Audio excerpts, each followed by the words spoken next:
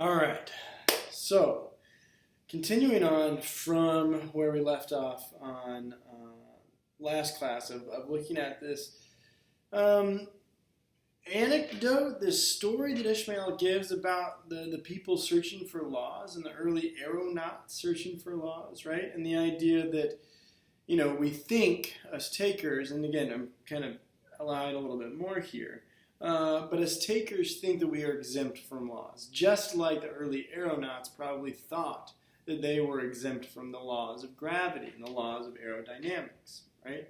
And Ishmael is making this point that when we live outside the law, or when we think we live or are able to live outside the law, and the laws of gravity, the laws of aerodynamics, the laws of, nature, we will find out in one way or another that we cannot live contrary to the law, because ultimately it will be self-defeating. Okay? So on page 113 of my book, which is the start of section 7, okay, we get another kind of puzzle that Ishmael puts forth. Here's a puzzle for you to consider, Ishmael. You're in a faraway land, and you find yourself in a strange city, isolated from all others. You're immediately impressed by the people you find there. They're friendly, cheerful, healthy, prosperous, vigorous, peaceable, well-educated, and they tell you things have been this way for as long as anybody can remember. Okay? And so you want to know why that's the case, right? Like, what kind of rules do they follow that night? You sample their food at dinner, find it delicious and unfamiliar, but ask them what it is. And they say, oh, it's bee meat, of course. That's all we eat. This naturally puzzles you, and you ask if they mean little insects gather honey. They laugh and take you to a window. There are some bees over there, pointing to their neighbors in the next house. Good Lord, you exclaim in horror. You don't mean you eat people?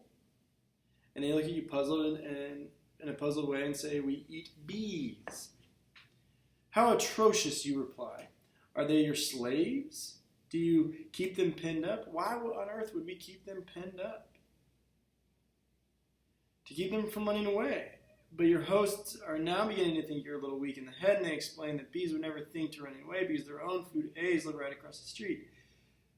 Well, I don't want to weary you. Eventually, you piece together the whole ghastly scheme. The A's are eaten by B's, the B's are eaten by C's, and the C's turn around and eaten by A's.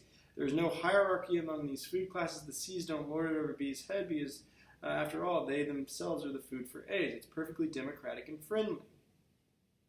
But of course, it's all perfectly dreadful to you, and you ask, how can they stand to live in this lawless way? Once again, they look at you in bafflement. What do you mean lawless? We have a law and we follow it invariably. That is why we're friendly and cheerful and peaceable and all those other things you find so attractive in us. This law is the foundation of our success as a people that has been so from the beginning. Okay? Here at last is the puzzle. Without asking them, how can you discover what the law it is they follow? Okay? And so, again, I think that this example is very strange, and for many of us, we're like, what is going on here? But the way that Dan Quinn presents it, the way that Ishmael represents it, is the A's are eaten by C's, the B's eat the A's. The A's are eaten by the B's, and the B's are eaten by the C's, and the C's are eaten by the A's. Okay? And so it's this, again, kind of, fairly organized cycle. Okay? Well, now, we find out that we kind of keep going and says, you have three things going on. They have a law, they follow it invariably, and because they follow it invariably, they have a high successful society. Keep going. All right. And now, right, Ishmael brings a little wrench into the scheme and says, you find out that somebody's broken this law, right? What's going to happen? Okay? Yada, yada, yada. There's going to be an execution after all. For the first time in history, someone has broken the law that is the foundation of their society. They're outraged, horrified, astounded. They take the offender, cut him to little bits, and feed him to the dogs. That should be a big help in discovering their law. I'll take the part of your host. We've just been to the execution. You may ask questions. Okay, what the guy? He broke the law. Yes, but specifically, what did he do? He lived contrary to the law. He did things we never do. I glared at him. That's not fair. You're not answering my questions. I'll tell you the whole tale is public record, young man. His biography, complete in every detail, is available at the library. I grunted. So then how are you going to use this biography? It doesn't say how he broke the law, just a complete record of how he lived. Okay, but as I can see it, it gives me another guide. It gives me another guide. I now have three. What makes your society work well, what they never do, and what he never did. Okay? Very good, Ishmael says, and I'm in section 2 now of chapter 7. Okay? The community of life on this planet has worked well for 3 billion years. Has worked beautifully, in fact. The takers draw back in horror from this community, thinking it a place to be lawless chaos and savage, relentless competition where every creature goes in terror of its life. But those of your species who actually live in this community don't find it to be so, and they will fight to the death rather than be separated from it. In fact, it's a very orderly community. Okay? Now I'm skipping along here, right? So they're looking for this law, right? And Ishmael says it's a peacekeeping law. I'm on page 118. The law that keeps the community from turning into the howling chaos the takers imagine it to be. It's the law that fosters life for all life. Life of the grasses, life of the life of the grasshopper that feeds on the grasses, life for the quail that feeds on the grasshopper, life for the fox that feeds on the quail, and the crows that feed on the dead fox, yada, yada, yada.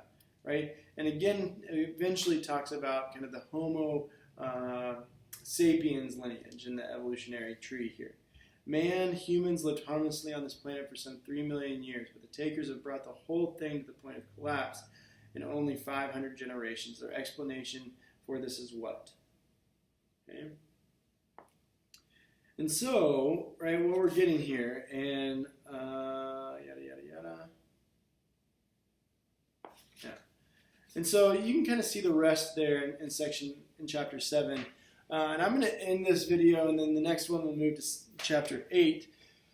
But again, like if we think about it, anytime we have kind of a scheme like the A's, B's, and C's, and we live outside of it, if we live outside the law,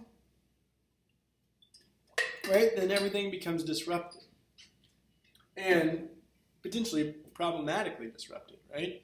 And so that's what Ishmael is using this A, B, and C anecdote to demonstrate. That perhaps if we think the A, B's, and C's are similar to the way that the world existed pre-human, or at least pre-taker, right?